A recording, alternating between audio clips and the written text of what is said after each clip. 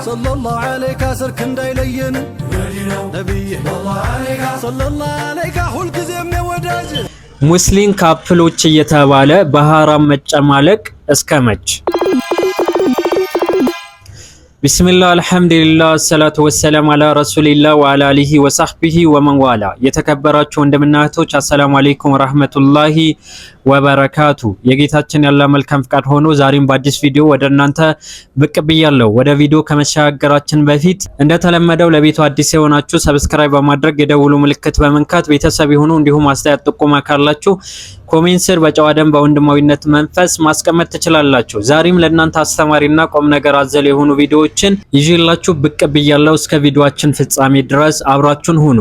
ዛሬ የምናገርበት ርዕስ ወንድምና እህቶች ኢስላማዊ ካፕሎች ስለተሰኙ ግለሰቦች ይሆናል። እንግዲህ ኢስላማዊ ካፕል ሆነው እሱ ሙስሊም ሆነው እሷን ደግሞ ሙስሊም ሆና ሂጃብ በስርዓት አድርጋ ለዱንያዊ ጥቅም ብለው ለዩቲዩብ ገንዘብ ብለው የተለያዩ ሐራም ነገራቶችን የሚፈጽሙ እንዲሁም ደግሞ ሴት ሆና ክብሯን ጥላ ወንዶችን በየሳምንቱ በየወሩ የምትቀያየር ክብር የሌላትን ሴት ይህን ደረጃ እንድትደርስ ያደረግነው እኛ እጅ የለበትም ወይ የሚል ይሆናል። አስታውሱ ከሆነ የዛሬ 4 ወር 5 ወር አካባቢ ኢሳምና ሂክራም ወይም አንድ ሚፍታና አንዲት ልጅ ነበሩ። እነሱ በተመለከተ ድራማ ነው የሚሰሩት፣ በአላህ ስም እየማሉ ውሸት ነው፣ ይህን ነገር አትታለሉ፣ እውነት አይምሰላችሁ ብዬ በሰራሁት ቪዲዮ ላይ በርካታ ሰዎች እየተሳደባቸው ነበረ። ነገር ግን ይህን እውነታ ዛሬ ላይ አይተነዋል። እንግዲህ ይህን ቪዲዮ ተመልከቱት እስቲ። አልገዛልኝም መኪና አስዋችሁ ነው። እኔ ብሩን ሰጥቼው እሱ ገዛልኝ። እኔ መኪናው ቀስ ስለሌለኝ ያ ነው። ታስታውሱ ከሆነ ሂክራምን ኢሳም መኪና ገዝቶ ሰርፕራይዝ አረጋ። ዛሬ ሲጣሉ ጊዜ እንዲህ አይነትን ነገር እያደረጉ ነው። ለምንድነው እንዲህ አይነትን ነገር የተካሄደው ስንል ሁለት ተቃራኒ ጾታዎች ጓደኛሞች መሆን አይችሉም። አስረግጬ ነው የምነግራችሁ። ሁለት ተቃራኒ የሆኑ ነገራቶችን ወይም ሁለት ተቃራኒ ጾታዎች ሀጅነቢ ወንድ ሀጅነቢ ሴት ቤስት ጓደኛ የሚባል ነገር የለም። ቤስት የሰይጣን ወጥመድ ውስጥ ትገባለህ። የሰይጣን ወጥመድ ውስጥ ትገባለህ። እንዲህ የሚባል ነገር የለም። ዛሬ ላይ በሐራም ተጨማልቀው ምናምን ነገር ከዛ በኋላ ሲለያዩ እንዲያረኩ በዚህ ወጣ በዚህ ገባ በዚህ አያችሁ፣ የሐራም መጨረሻ። ምክንያቱም እናንተ ተጠያቂ ናችሁ ስል ኮሜንት ላይ ማሻአላ ትሉ ነበር፣ ተጋቡ እንዲህ እያላችሁ ነበር፣ ላይክ እያደረጋችሁ ነበር። ሁሉም ሙስሊሞች አላልኩም፣ ግን አብዛኛው ሙስሊም ማለት ይቻላል እነዚህ ሰዎች ዛሬ ላይ ያሉበት ተጨባጭ እንዲደርሱ ያደረጋችሁት እናንተ ናችሁ። ይህ ብቻ ሳይሆን ኢሳም በጣም ያገረመኝ ከሚፍታ ከነበረች ሴት ጋር እሱ ጋር አብረው ቪዲዮ እየሰሩ የነበሩ በሐራም ነገር እየሰሩ የነበሩ ዛሬ ላይ ከኢሳም ጋር ሳያት ጊዜ ወይ 20 በቃ 20 ቁጥር ሆኖ ቀረ አልኩኝ። እንግዲህ እንመልከት። ለማለት ስንሄድ ቢጫ ለብሱ መነኩሴዎቹ ስታይ ምን ያልኩ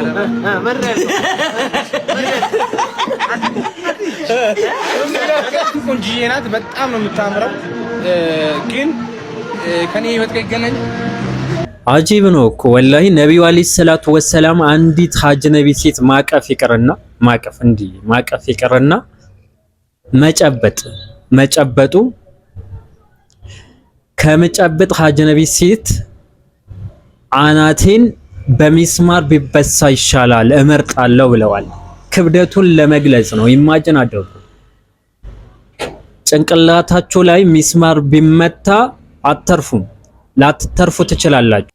ነገር ግን ዛሬ ላይስ ሀጅነቢ ሴት አቅፎ መሄድ፣ ወክ ማረግ፣ ከሷ ጋር አንድ ሩም መሆን፣ ከሷ ጋር ኢስላማዊ ዲስከስ ተብሎ ለብቻ ተነጥሎ መቀማመጥ ኢትስ ኖርማል ሆነዋል ዛሬ ላይ ማለት ነው። ኖርማል ነገር ነው ወንድምና እህቶች አይደለም። ጭንቅላታችሁ ይቅርና እግራችሁ ሾክ ቢወጋችሁ ምን አይነት ስሜት እንደሚያድርባችሁ ሁላችንም የምናውቀው እውነታ ነው። ግን ዛሬ ላይ አሳዝነስ ነው። ኦኬ ሁላችንም እኮ ወንጀል እንሰራለን ምናምን ልትሉት ይችላል። ወንጀል እንሰራለን። ነብዩ አለይሂ ሰላቱ ወሰላም የኔ ኡመቶች በአጠቃላይ ወንጀሎቻቸው ይማራል ግልጽ የሚያወጣው ሲቀር ብለዋል። ዛሬ ላይ እንደ ጀብድ ወንጀልን በአደባባይ እናሰራጫለን። አቡ ሰላ ወንጀል አለበት። ኦፍ ኮርስ ወንጀልን እሰራለሁ፣ ስህተትን እሰራለሁ። ግን ስህተቴ እንደ ጀብድ ማለት ነው እንዲህ ሰርቻለሁ እንዲህ አድርጋለሁ ብዬ አላወራም። በኔና በጌታዬ መሃል የሚቀር ነው። ሰው እንዴት ከሀጅነቢ ሴት ጋር ተቃቅፎ እየሄደ በሐራም እየተጨማለቀ ከዛ በኋላ ደግሞ እንደ ጀብድ ያወጣል። ሁለት ወንጀሎች ነው እንዲህ አይነትን ተግባር የሚፈጽሙ ሰዎች የሚደርስባቸው። አንደኛ የሰሩትን ወንጀል፣ ሁለተኛ ደግሞ ይህን ነገር አይቶ እነሱን ተከትለው ይህን ኃጢአት አይተው ወንጀልን ተከትለው የሰሩ ሰዎች ወንጀልን የሰሩ ሰዎች ላይ ወንጀላቸውን ሳይቀነስ እነሱ ላይ ወይም ደግሞ ይህን ፋና የመሩ ሰዎች ላይ ይጻፋል። ዛሬስ ያለብን ወንጀል አንሶ በአደባባይ ሰዎችን ወንጀል እንዲሰሩ እያደረግን። እስላማዊ ካፕል የሚባል የለም። ወንድሜ ማግባት ከፈለክ ይኸውልህ አናግራት፣ ከዛ በኋላ ደግሞ አገባሻለሁ በላት። የሚያስፈልግ ከሆነ ወላጆቿን ጠይቅ። ኦኬ፣ ከዛ ውጪ አትጃጃል። ያንተ ክብር ራሱ እያነሰ ነው የሚመጣው። እህቶች ነው የሚያሳዝኑ። ዛሬ ከእንትና ጋር ሆን፣ ከጀማል ጋር ሆን፣ ከሚፍታ ጋር ሆንች፣ ከመሐመድ ጋር ሆንች፣ ከኢብራሂም፣ ከነቢል፣ ከእስማኤል ምናምን ሆንች።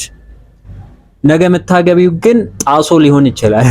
ጣሶ የሚባል ስም የለም፣ ግን ሚፍታ ሊሆን ይችላል። ግን ሚፍታ እንዳንቺ አይነት ሴትን አይፈልግም፣ አይቀበለውም። ነገ እኮ የልጆችሽ አባት የሆነ ሰው ነው።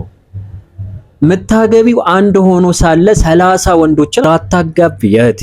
እንዲህ ክብር የሚባል ነገር አለ። እናታችን አይሻ ለእያንዳንዱ ህዝቦች የራሳቸው መገለጫ ባህሪያቶች አሉ። በተለይ ለሴቶች ክርስቲያን በሉት፣ አይሁድ በሉት፣ ቡዲዝም በሉት፣ አንግሊካን በሉት፣ ፕሮቴስታንት በሉት፣ ቲስት በሉት፣ ኢቭን ሃይማኖት አልባ የሆኑ ግለሰቦች አግኖስቲክን በሉት፣ ከሃይማኖት ወጥተው ነገር ግን ፈጣሪ እንዳለ የሚያምኑ ግለሰቦች፣ እነዚህ ሰዎች ራሱ የራሳቸው መገለጫ ባህሪያቶች አሏቸው። እስልምና ለሴት ልጅ የሰጣትን ክብርዋ፣ ልቅናዋ፣ ባህሪዋ ምንድነው ትላለች?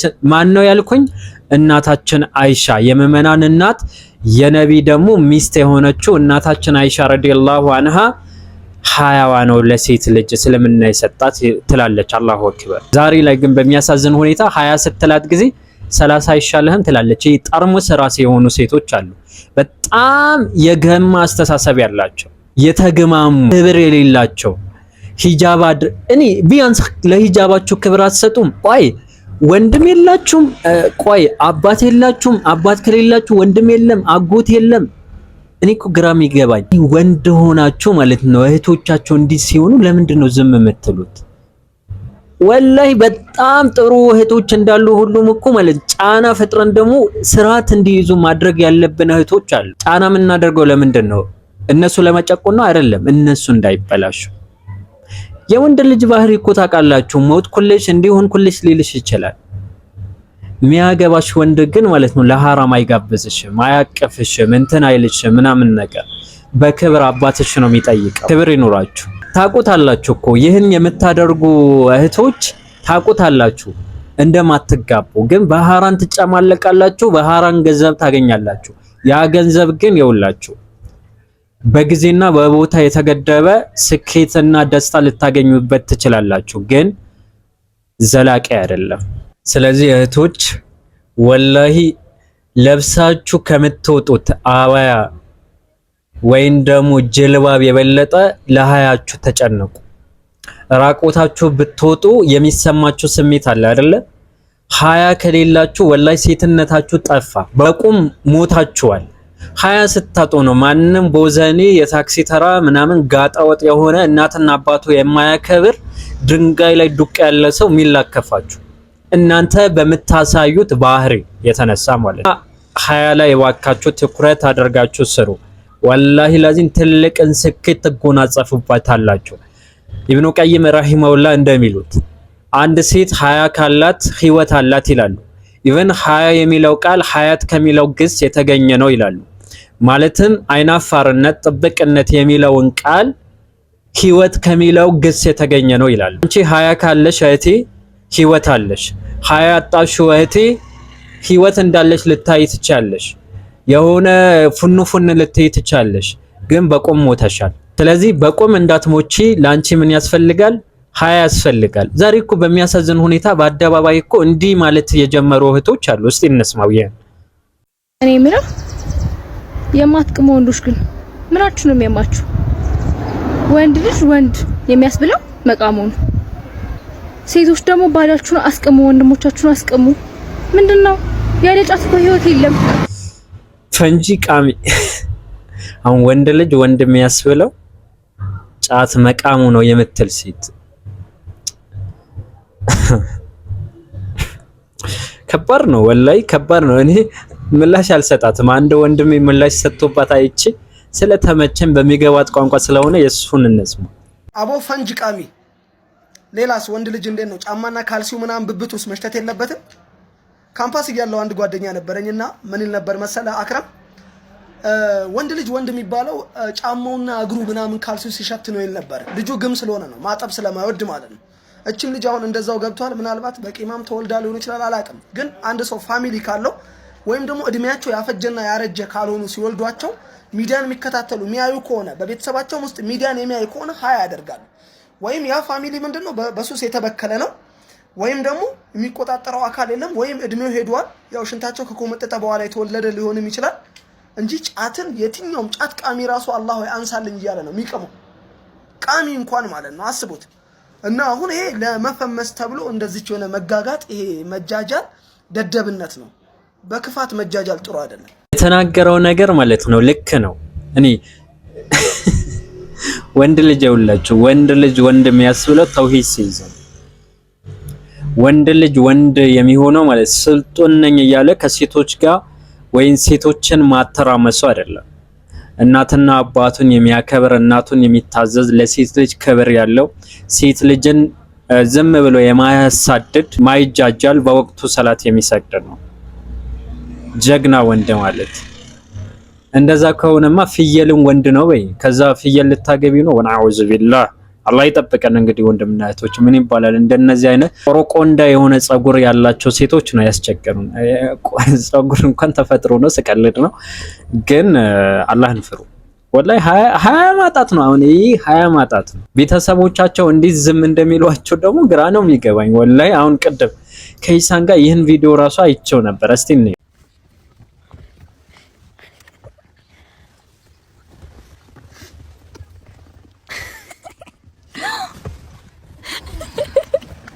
ቆይ ይህን ቪዲዮ ወንድም ሻይቶት ዝም የሚል ከሆነ እኔ ወንድም አይደለም ወላሂ።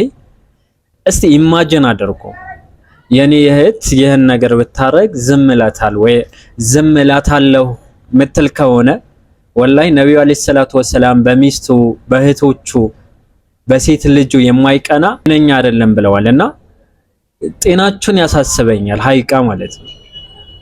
ሴት ልጅም ፕሮቴክት ለማድረግ ጥረት ማታረግ ከሆነ ጤነኛ አይደለም። ከእንዲህ አይነት ነገር ማራቅ ራሱ ፕሮቴክት ማድረግ ነው እሷን። ምክንያቱም ትናንትና ከኢክራን ጋር እንደዛ የሚያደርግ ልጅ ዛሬ እንዲህ ሲያደርግ ክብር የላችሁም እንዴ? 9 ወንዶች የቀያየረች ልጅ ምናምን ብለው ቲክቶክ ላይ ተፖስቶ አይቺ ወል ማነት የሆነች ልጅ ዩቲዩበር ናትና አላህ አረተው እንዴ። ቆየኛ ኒቃብ አድርገን እንውጣ ነው ወይስ እንዴት ነው? አላማችሁ ምንድነው? ለምንድን ነው በሐራም የምትጨማለቁት በዚህ ልክ? መኪና ገዝቶ ሰርፕራይዝ የሚያረጋት ከሆነ መኪና የመግዛት አቅም ካለው ለምን አታገባትም ሀቢቢ? ሱብሃንአላህ ሰው ማለት ነው በሐራም ለመጨማለቅ ይህ ሁሉም ዋጋ ይከፍላል። ይህ ሁሉም መስዋዕትነት ይከፍላል። ትዳር ውስጥ ስትገቡስ ትንሽ ይብር ነው ወላሂ። ዝሙትን ፈርተው ፈሳድን ፈርተው የተለያዩ ፈተናዎችን ፈርተው ሸሽተው የሚያገቡ ወንድምና እህቶች እናቃቸዋለን በቅርበት ምንኛ የሌላቸው ግን አላህ ይረዝቃቸዋል። አንድ ክላስ ውስጥ 3 በ3 በማታክል ክላስ ውስጥ እየኖሩ ያላቸው ደስታ ግን ያስቀናል አይደል? ሰው ግን ለሐራም ይህን ሁሉ መስዋዕትነት ይከፍላል። አላህ ይጠብቀን ወንድምና እህቶች ከሐራም ነገር። በተለይ በዚህ ዘመን ከወንድና ከሴት ፈተና አላህ ይጠብቀን። ነብዩ አለይሂ ሰላቱ ወሰላም እንዳሉት ለወደፊት መፈራላችሁ ዱንያ ማለት ድህነት ምናምን አይደለም። በቃ ለዱንያ ካለን ፍቅር የተነሳ ዲናችንን ትተን ዱንያ ላይ መጣመድ እዛ ላይ ፎከስ ማድረግ። ከዛስ የሴት ልጅ ፈተና ነው ብለዋል። ዛሬ ላይ ያለንበት ተጨባጭ ማለት ነው። ዲኑን ትቶ ዱንያን የሚያሳድደው ስንት ነው?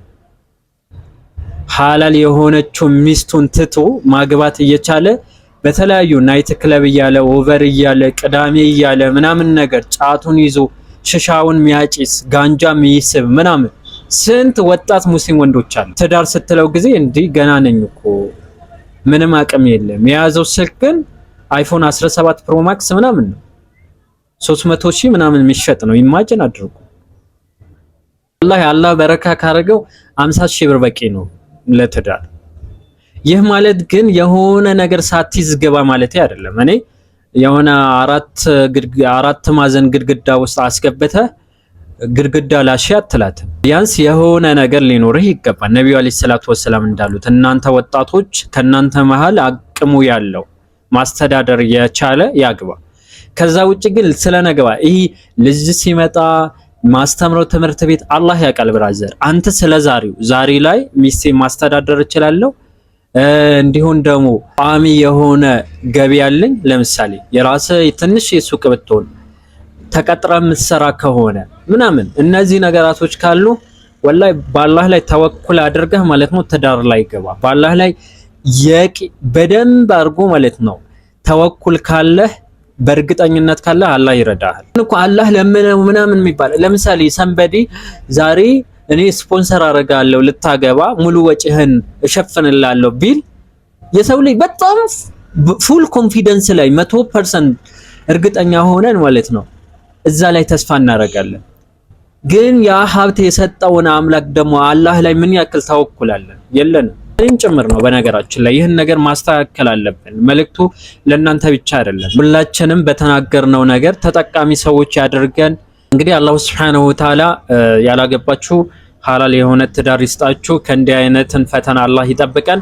ሀዛ ወቢላሂ ተውፊቅ ወሰለላሁ ዐላ ነቢና መሐመድ ወዐላ አሊሂ ወሰህቢሂ ወሰለም። ወሰላሙ አለይኩም ወራህመቱላሂ ወበረካቱ።